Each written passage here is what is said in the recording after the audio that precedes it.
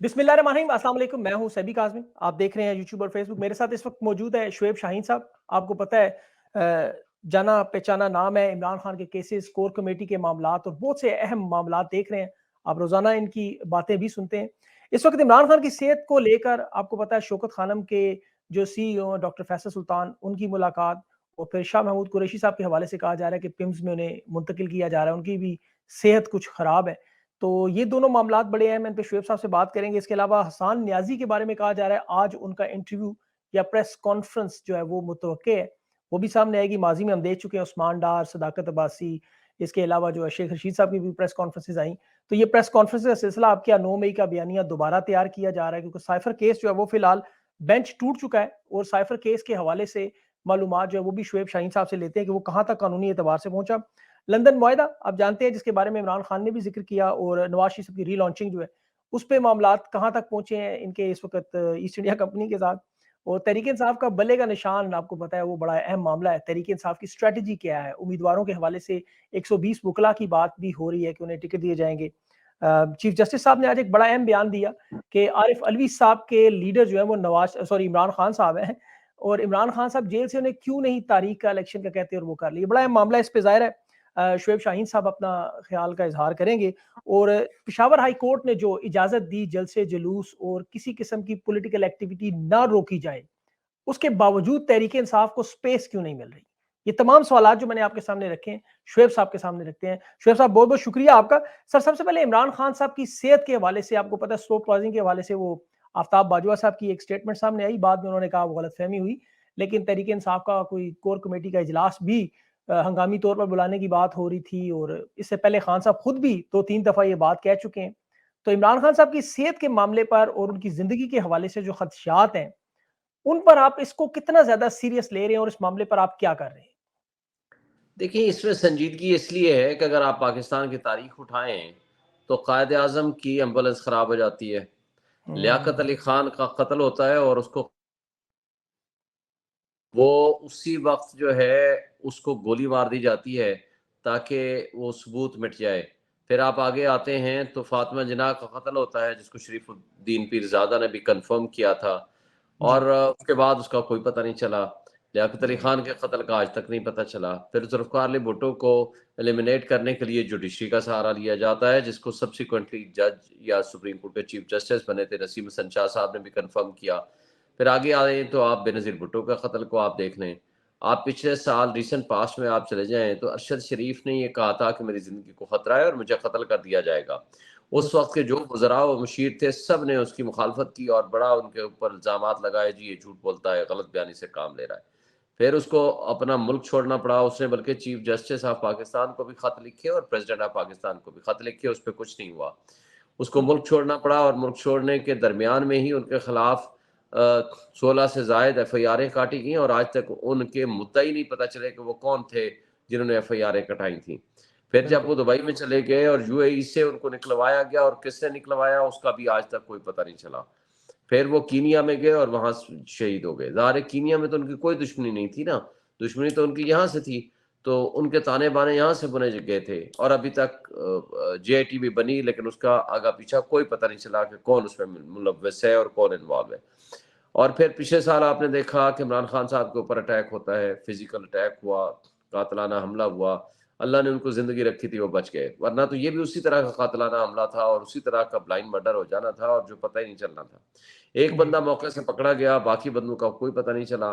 जो पकड़ा गया बंदा नवीद, आपने देखा आधे घंटे के अंदर उसकी वीडियो आ जाती है। ना सही सिर्फ बात। वीडियो आती है बल्कि उसके ऊपर जब मीडिया में बहुत शदीद एतराज किया जाता है कि जनाब ये कहाँ से आई, कैसे आई, उसके आधे घंटे बाद दूसरी वीडियो आ जाती है और फिर तीसरी वीडियो आ जाती है उसी दिन। फिर वो गायब भी हो जाता है सर, अब वो गायब है बंदा, कोई पता नहीं किधर है, क्या हो रहा है उसके साथ। उसका यही हाल है। तो अब उस पे जेआईटी बनी और जिनके ऊपर एतराज किया था, जो हेड थे जेआईटी के गुलाम मोहम्मद डोगर, उसको बदली कर लिया और जिन पे एतराज किया गया था उन्हीं को दोबारा बाद में जेआईटी का सरबराह बना दिया गया। और ये तफ्तीशी तो को है मार भी पाकिस्तान दिया की। गया सर, वो तफ्तीशी जो अफसर है उस वजीराबाद का अतलाना हमले के, वो भी जहां बहा को मतलब पता नहीं अब हार्ट अटैक का क्या मामला था उनका।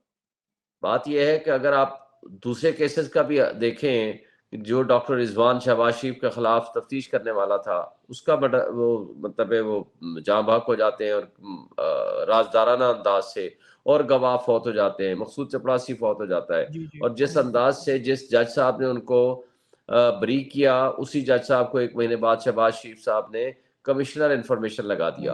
हमारे बिल्कुल। पाकिस्तान की तारीख बहुत पुरानी है इस हवाले से। अब ज़ाहिर है जेल में वो टेररिस्ट तो नहीं भेज सकते। अब जब टेररिस्ट नहीं भेज सकते तो उन्होंने स्लो पॉइजनिंग करनी है या कोई ऐसा तरीका कार अडॉप्ट करना है जिसके ज़रिए उनकी ज़िंदगी को ख़तरा हो सके। क्योंकि पॉलिटिकल साइड पे तो ये माफिया, नवाज शरीफ वगैरह जो भी हैं, ये उनका मुकाबला नहीं कर सकते। तो जब पॉलिटिकल साइड पे नहीं कर सकते, तो नेशनली एस्टेब्लिशमेंट ने जो रोल अदा करना था against any of the persons, against any of the political party, वो सिर्फ पीटीआई है। उनको दबाना, बिल्कुल। उनको कट करना, उनको साइडलाइन करना और उनके खिलाफ मुकदमात बनाना और उनको लोगों को मजबूर करना, मीडिया हाउसेस पहुंचाना, अगवा किया जाना, और ये सारा हमारी लॉ एनफोर्समेंट काम कर रही हैं। लेकिन जी, अफसोस से ये कहना पड़ता है कि ये सब कुछ जो कुछ हो रहा है, वो हमारी आंखों के सामने, हमारी नजरों के सामने है। लेकिन बिल्कुल सही। अब उसके लिए नेचुरली हमें फियर है, हमें खतरा है कि इस तरह की सिचुएशन ये जेल में कर सकते हैं, और इसी वजह से हमें महफूज खाना घर से ले जाने की इजाज़त नहीं है। वेयर एज़ ये फैसिलिटी नवाज शरीफ साहब को अवेलेबल थी और बहुत सारे कैदियों को ये अवेलेबल है। तो इसलिए बिल्कुल। ये हम बजा तौर पर ये फ़ियर रखते हैं, खतरा है हमें कि उनकी ज़िंदगी को कुछ भी हो सकता है। अच्छा शुएब साहब, यहाँ पे एक सवाल, अभी इनकी तरफ से तो कहा जाता है जी, पता नहीं खान साहब को देसी मुर्गा भी दिया जाता है, उनके लिए किताब है, उनके लिए टेबल है, उनके लिए कुर्सी है, वहाँ पे एक टीवी लगा हुआ है, खान साहब के लिए 80 फुट का बरामदा बना दिया, साइकिल एक्सरसाइज की दे दी। ये तो कहते हैं जी हमने बड़ी सहूलतें प्रोवाइड कर दी हैं, 6 उनके पता नहीं डॉक्टर हैं, 1 मालशी है, 3 नर्सें हैं, तो ये मामला इनका क्या है? देखिए, ये तो झूठ बोलते हैं। आपको याद होगा कि अटक में जब वो थे, तो वहाँ से भी रिपोर्ट आई थी कि जी बहुत सब कुछ दे दिया है और बहुत आला तरीन पोज़ीशन में है। हुँ, आपको याद होगा कि वहाँ के सेशन जज ने जब विज़िट किया था, वो बिल्कुल, विज़िट करने के बाद उन्होंने एक इंस्पेक्शन रिपोर्ट बनाई थी और वो पब्लिश भी हुई थी। उस बिल्कुल। इंस्पेक्शन रिपोर्ट में उसने कहा था कि ये बुनियादी इंसानी हकूक की खिलाफवर्ज़ी है, कि आप 5 फुट के पे कैमरा लगाया हुआ है उनकी एक्टिविटीज़ को ऑब्ज़र्व करने के लिए। जो वॉशरूम है वो ओपन है और वहाँ वो जाते हैं, वो कपड़े चेंज नहीं कर सकते, वो जो कुछ भी करते हैं वो कैमरा महफूज कर रहा है। तो ये सब कुछ जो कुछ था, और उसके अलावा की जो फैसिलिटीज़ उनको अवेलेबल एक आम कैदी को भी मिल सकती थी, वो भी उनको अवेलेबल नहीं थी। और यही जी, वो बातें हैं कि जो यहाँ भी हमारे साथ हो रही हैं। बाकी देखें, एक साबिक प्राइम मिनिस्टर की जो फैसिलिटीज़ उनको मिल सकती थी वो नहीं दे रहे। बी बिल्कुल सही। कैटेगरी भी नहीं दे रहे। लेकिन बहरहाल हमें उससे अफ़सोस इतना नहीं है। हमें उन चीज़ों का गिला नहीं है, हमें उन चीज़ों का गिला है कि इनको जो ज़िंदगी का खतरा हो सकता है, चूँकि इनके लिए और कोई ऑप्शन बाकी नहीं रहा हुँ। सिवाय इस बात के कि उनको एलिमिनेट करें, और उसके लिए उनके पास यही तरीका वारदात हो सकती है, जिसकी वजह से हमने इस पे कंसर्न अपना शो किया है अदालतों में भी और बाहर मीडिया को भी बताया है। बिल्कुल सही। अच्छा सर, इसका कोई आपके पास सॉलिड हल मौजूद नहीं है? खान साहब असासा हैं पूरी कौम का। हम लोग क्यों एक खुदा ना ख़वास्ता अल्लाह उन्हें महफ़ूज़ रखे और सेहत दे और ज़िंदगी दे, क्यों हम लोग इस तरह के किसी हादसे का इंतज़ार करें? आपके पास क्या कोई ऐसा लाएअमल नहीं है? चाहे इंटरनेशनल फ़ोरम हो, कोई वर्ल्ड फ़ोरम, कोई ऐसा मीडिया, कोई ऐसी बात हो, कोई अब चीफ़ जस्टिस साहब के पास आप सारे वुकला इकट्ठे होके चले जाएँ। कोई ऐसा आपके देखिए, पास हमने लाएअमल? हमने इसको मीडिया में भी दिया है और उसके लिए हम अदालतों में भी गए हुए हैं और अदालतों में ये मैटर पेंडिंग भी है। लेकिन अफ़सोस से कहना पड़ता है कि chief justice Islamabad high court वो कंप्रोमाइज़्ड हैं। वो इनके खिलाफ प्रेजुडिस पॉइंट रखते हैं और सब मुकदमात जो उनके पास जाते हैं, वो इनके खिलाफ फैसला देते हैं और बरक़रफ़्तारी से वो नवाज़ शरीफ के हक़ में फैसले करते हैं। तो ये उनका बिल्कुल, बिल्कुल। माज़ी का रिकॉर्ड है और अभी रिसेंट भी यही सिचुएशन है। हमने उनको लिख के दिया है कि आप हमारे केसेज़ ना सुनें, लेकिन उसके बावजूद वो सुने जा रहे हैं। हमने सुप्रीम हुँ, कोर्ट में भी लिख के दिया है कि इनसे हमें ये है कि इंसाफ की तवक्को नहीं है। ना सिर्फ ये कि ये केस सुने, बल्कि किसी भी और जज के पास भेज दें, बल्कि पेशावर जी, हाई कोर्ट में भेज दें या लाहौर हाई कोर्ट में हमारे केसेस भेज दें, इनके पास ना सुने। और यहाँ तक कि आज भी देखें, एक पार्ट हर्ट केस हो और उस बेंच से एक जज को अलहदा कर दिया गया। ये सारी जी, चीज़ें जी, शो बिल्कुल। करती हैं, ये सारी चीज़ें शो करती हैं कि यहाँ प्रेशर्स भी हैं, ये सारी चीज़ें शो करती हैं यहाँ एक्सटेनियस कंसिडरेशंस भी है, ये सारी चीज़ें शो करती हैं कि यहाँ किसी की ख्वाहिश पे ये बेंच बदलते हैं, बनते हैं और बदलते हैं।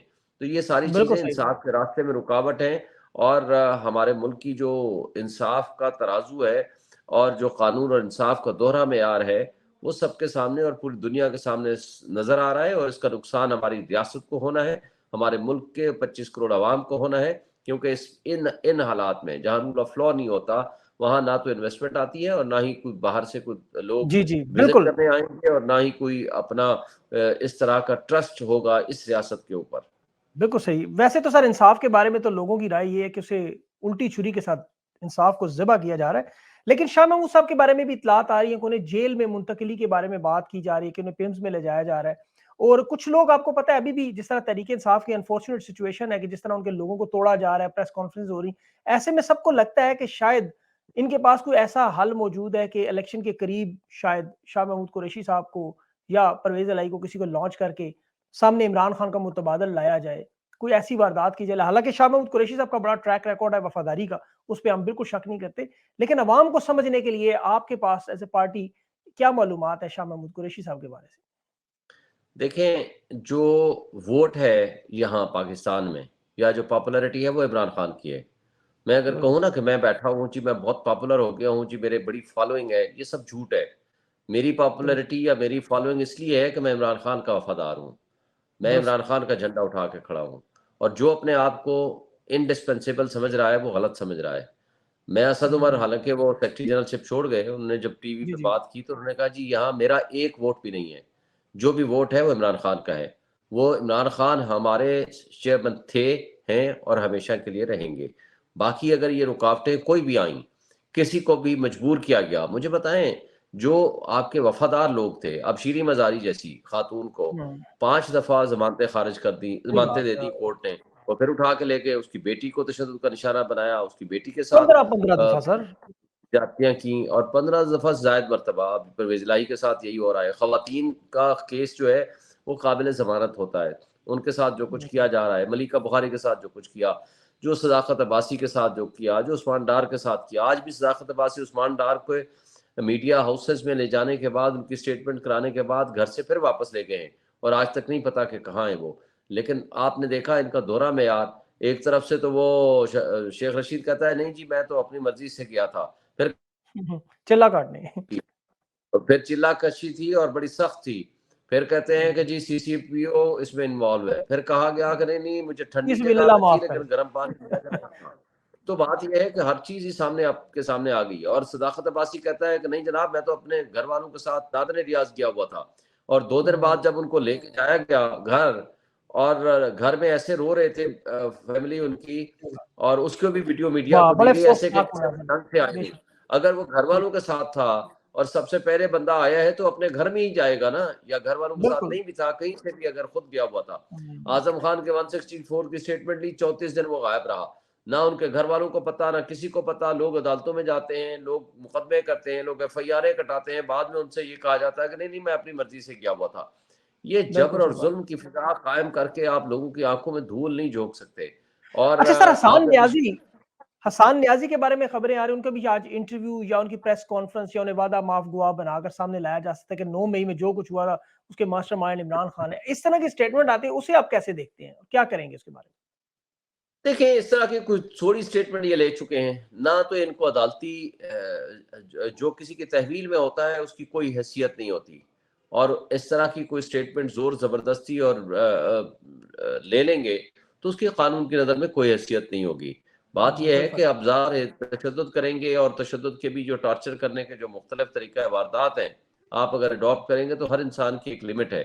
उस लिमिट को क्रॉस बिल्कुल, करेंगे बिल्कुल। तो वो जो कुछ कहेंगे वो दे देगा। लेकिन उसकी सही बात। कानून की नज़र में कोई स्टेटमेंट की वैल्यू नहीं होगी। उससे कोई दुरुस्त। फ़र्क ये नहीं वैसे पड़ता। भी सर इमरान खान वाक़ई को आप कोई फ़र्क नहीं कह रहे पड़ता। हैं। ये कोई जॉन रैम्बो या वाक़ई वो जो उमर डार ने कहा था, ये कोई ब्रूस ली तो है नहीं जो ट्रेंड हो तशद्दुद के लिए। अच्छा सर, इस वक़्त जो बात की जा रही है अभी तहरीके, आपको पता है इंतखाबात के हवाले से भी एक बड़ा केस चल रहा है। सर इससे पहले मैं आपसे साइफ़र से सवाल पूछूँ, साइफ़र पर जो बेंच टूटा है अभी, साइफ़र केस की अभी जो सिचुएशन अभी ताज़ा-तरीन साइफ़र के मिलने की भी बात की जा रही है। फिर ये जो बेंच टूटा है, फिर उसकी समाअत हो रही है अभी। ये सारे मामलात कहाँ तक पहुँचे हैं? साइफ़र कानूनी तौर पर केस उड़ गया है या इसकी कोई अब हकीकत नहीं रही? क्या आप इसको क्या कहना चाहेंगे? देखिए, अगर हकीकी मानों में देखें तो साइफ़र का तो केस ही कोई नहीं है। साइफ़र एक कोडेड फॉर्म में एक कम्युनिकेशन है, एक एम्बेसडर ने दूसरे अपने मुल्क में भेजा, और उसकी ब्रीफ नोट बना के 4 बंदों को दिया जाता है, president, prime minister, chief of army staff और इंटेलिजेंस के चीफ हैं जो हमारे आईएसआई के, उनको भेजा जी, जाता है। डीजीआईएसआई। और उसके ऊपर जब ये मैटर आया, पहली बात तो ये है कि ये डिक्लासिफाई हो चुका है, इसलिए इसकी कोई हैसियत नहीं है। दूसरी बात ठीक। ये है कि ये पब्लिक पाकिस्तान में नहीं हुआ। तीसरी जी, बात ये है कि ये prerogative prime minister of Pakistan का होता है कि अगर मुल्क की खुद मुख्तारी पे अटैक हो या खुदा न खास्ता फिजिकल अटैक हो, तो अवाम जी, को उनके एतबार हलफ का मिले। हिस्सा भी है। बिल्कुल। उनके हर्फ का हिस्सा भी है और आइन का आर्टिकल 248 उनको एग्जेम्पशन भी देता है। तो इन दोनों चीजों को, और फिर रूल्स ऑफ बिजनेस भी रूल 55 है, इसी बात की इजाजत देता है। फिर इसके ऊपर जो साइफर के मुतालिक जो रूल्स हैं वो भी इनको एम्पावर करते हैं। तो ये केस तो बिल्कुल बनता ही नहीं है। और आपने देखा इंटरसेप्ट की स्टोरी आज आ चुकी है जी, पब्लिक जी, में, बिल्कुल। और उसके बिल्कुल, ऊपर बिल्कुल। उन्होंने जो सोर्स बताया है वो आर्मी ऑफिशियल का बताया है। और हमारी बिल्कुल, हुकूमत बिल्कुल। पाकिस्तान ने कोई मुकदमा नहीं किया कि जो आप सोर्स बता रहे हो ये गलत है, या जो इंटरसेप्ट की स्टोरी है वो जो कंटेंट्स दिखे गए हैं वो भी गलत है। अब मसला ये है कि जिस शख्स ने मुल्क की सलामती और खुद मुख्तारी का दिफा किया, इमरान खान, उसको तो आप कहते हो वो मुल्जिम है। और जिन्होंने कहा हाँ, beggars are not choosers, Shahbaz chief ने कहा, उसको प्राइम मिनिस्टर बना दिया, उनको मुद्दाई सही बना बात। दिया। और जिसने कहा ख्वाजा आसिफ ने कि अमरीका अमरीका हमारा वेंटिलेटर है, उसको आपने डिफेंस मिनिस्टर बना दिया। क्या बिल्कुल, आपने ये सर्टिफाई करना है कि हम वाकई गुलाम कौम हैं? क्या ये बिल्कुल तर्ज सही। अमल हमारे मुल्क के लोगों का, जहाँ 200 मुकदमात और आपने झूठे बना दिए, तो एक और मुकदमा आपने ज़रूर ये बना के साबित करना है कि हम वाकई गुलाम कौम हैं। हम एटॉमिक पावर होने के बावजूद एक गुलामी का तौक हमने अपने गले में डालना है बिल्कुल, गले और में पूरी डाला हुआ है, कौम सही। को गुलामी डालनी है और बताना है कि जो हमारे मुल्क का दिफा करेगा हम उसको ये अंजाम पे पहुंचाएंगे। यही भुट्टो के साथ हुआ था। अगर ये तर्ज अमल आपने आज भी यही जारी रखना है तो, लेकिन लोग इसको एक्सेप्ट नहीं करते। लोग बिल्कुल इसको सही। शदीद एहतजाज करते हैं और शदीद नफरत कर रहे हैं जो कुछ इन्होंने कर रहे हैं और जो किया है। बिल्कुल। अच्छा सर, 90 दिन के इंतखाबात का मामला सुप्रीम कोर्ट में चल रहा है। चीफ जस्टिस की बड़े अहम रिमार्क्स आपने देखे होंगे। उसमें उन्होंने एक बड़ी इंपॉर्टेंट बात की कि आरिफ अलवी साहब ने ये बात की है कि इमरान खान मेरे लीडर हैं। अभी उनका इंटरव्यू भी आया। अब उन्होंने कहा कि अगर ये इंतखाबात की तारीख के हवाले से इमरान खान साहब क्यों नहीं उन्हें आरिफ अलवी को पैगाम भेजते? ज़ाहिर है वो उनको अपना लीडर तस्लीम करें कि आप ये तारीख दे दें। उन्होंने तारीख देर क्यों की? और क्या आरिफ अलवी साहब पे अब तौहीन अदालत लग सकती है, जिस तरह के अतर मिनल्ला साहब की स्टेटमेंट भी आ रही है? इलेक्शन कमीशन पे भी और उन पे भी, हालांकि उन्होंने अपनी आईनी राय दी है। तो इस सारे मामले को आप कैसे देख रहे हैं और क्या होना चाहिए 90 दिन के इंतखाबात का मामला? देखिए, पहली बात तो ये है कि 90 दिन का इंतखाबात आइन का तकाजा है। सुप्रीम कोर्ट ऑलरेडी 2 दफ़ा फैसले दे चुकी है, पिछले केपी और पंजाब के बारे में, लेकिन उसका फैसले पे अमल दरामद नहीं हुआ। और दुरुस्त। जहाँ तक इस बात का ताल्लुक है, जो चीफ जस्टिस साहब ने ऑब्जर्वेशन दी है, वो अलवी साहब ने एक सिंबॉलिक अंदाज में एक बात की कि जो वो मेरे लीडर है, लेकिन जब वो प्रेसिडेंट बन जाते हैं तो उनका किसी पार्टी से कोई ताल्लुक नहीं होता। तो लिहाजा उन्होंने अपने तई एक तरह से तारीख दे दी। देखिए, नेशनल असम्बली की तारीख देने का अख्तियार है प्रेसिडेंट का। जो सूबाई असम्बलियाँ टूटी हैं उनका अख्तियार है गवर्नर्स का। जो असम्बली की टूटी नहीं थी, यानी बाई फ्लक्स ऑफ टाइम टूट गई थी, वो है पंजाब। उसका अख्तियार प्रेसिडेंट से लेकर सेक्शन 57 के तहत वो दे दिया गया है इलेक्शन कमीशन को। लिहाजा यहाँ इसमें 3 जो शख्सियात हैं वो इसमें आ जाती हैं, election commission, president of Pakistan और गवर्नर्स। लिहाजा जब प्रेसिडेंट ने बुलाया था कंसल्टेशन के लिए, इलेक्शन कमीशन ने बहुत गलत फैसला किया कि उन्होंने प्रेसिडेंट के एक आईनी सरबराह को इनकार कर दिया कि जी हम आपके पास नहीं आते, और साथ ही उन्होंने उस सेम डे अमेरिकन एम्बेसडर से मिलना पसंद किया। तो बिल्कुल हाँ जी। बात ये थी कि प्रेसिडेंट ने उसके बावजूद खत लिखा और उन्होंने प्रपोज किया कि आप 6 नवंबर की तारीख दें और इसके लिए सुप्रीम कोर्ट से भी रुजू करें और सारे कंसर्न लोगों को राब्ते में इन्वॉल्व करें। तो मेरा ख्याल है उन्होंने टू सम एक्सटेंट अपनी आईनी जिम्मेदारी पूरी कर दी थी।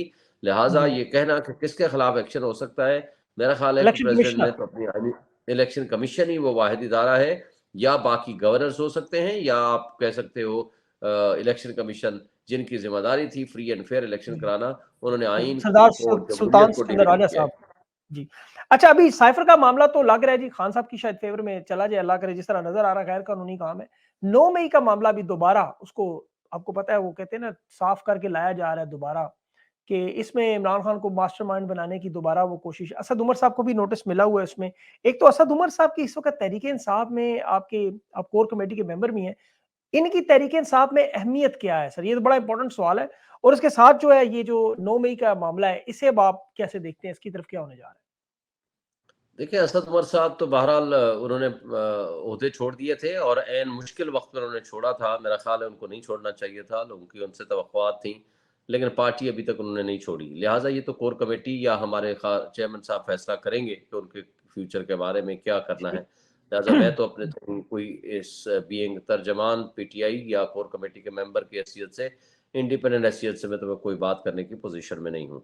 लेकिन ठीक। जो आपने ये 9 मई वाला वाक़या है, देखिए 9 मई को पहली एक रियासती दहशतगर्दी के ज़रिए इमरान खान को किडनैप किया गया, हाई कोर्ट के अहाते से, जजेस गेट से वो आए, रेंजर्स थे या रेंजर्स की वर्दी में कुछ और थे, वो लोग आकर किडनैप करते हैं और वहाँ अमले को तशद्दुद का निशाना बनाते हैं, जहाँ बायोमेट्रिक हो रही थी और सेम केस में इमरान खान ने ऑलरेडी पिटीशन फाइल कर रखी थी बेल के लिए और वकीलों हुँ। को तशद्दुद का निशाना बनाते हैं, शीशे तोड़ते हैं, और सीसीटीवी सुप्रीम फुटेज कोर्ट ने इसे गैर कानूनी करार दे दिया था सर वो तो। दे दिया, सीसीटीवी फुटेजेस लेके चले जाते हैं और इंस्टॉलेशन भी साथ ले जाते हैं। तो ये तर्ज अमल के नतीजे में जो एहतजाज हुआ, अब एहतजाज के रंग को जो शरपसंद लोग देखें, जो इलेक्शन मांग रहा हो वो कभी नहीं चाहता कि मुल्क में इस तरह की कोई बिल्कुल, कैफियत हो। बिल्कुल। इमरान खान तो इलेक्शन मांग रहे थे, सुप्रीम कोर्ट बिल्कुल, ऑलरेडी फैसला दे चुकी थी। एक फैसला नहीं, 2 फैसले दे चुकी थी। एक 1 मार्च का फैसला था, एक 4-4 का फैसला था, जिसके ज़रिए 14 मई को इलेक्शन का अनाउंसमेंट थी। तो वो क्यों दुरुस्त। चाहेंगे कि यहाँ अफरा-तफरी हो, इंतशार हो, खराबियाँ हों। लिहाज़ा जो नहीं चाहते थे इलेक्शन जिसमें पीडीएम की जमातें थी, उन्होंने मैनेज करके बेनिफिशियरी उसमें वो थे।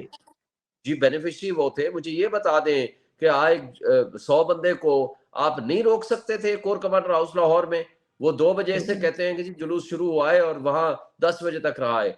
भाई 2 बजे से 10 बजे तक कोई एक बंदा भी बता दे जिसने वाटर शेलिंग की हो, वाटर कैनन इस्तेमाल की हो, कोई हवाई फायरिंग की हो, कोई रोकने की कोशिश की हो, कोई लाठीचार्ज किया हो, निहत्थे लोगों के ऊपर आप इस तरीके से आप उनको फैसिलिटेट करते हैं और एक बंदा भी बीच में अगर शरपसंद शामिल कर देते हैं, वो जाकर आग लगाता है। और जो कह रहे हैं कि आप अंदर ना जाओ, जो लोग बाहर निकाल रहे हैं उनको आपने मुजरिम बना दिया।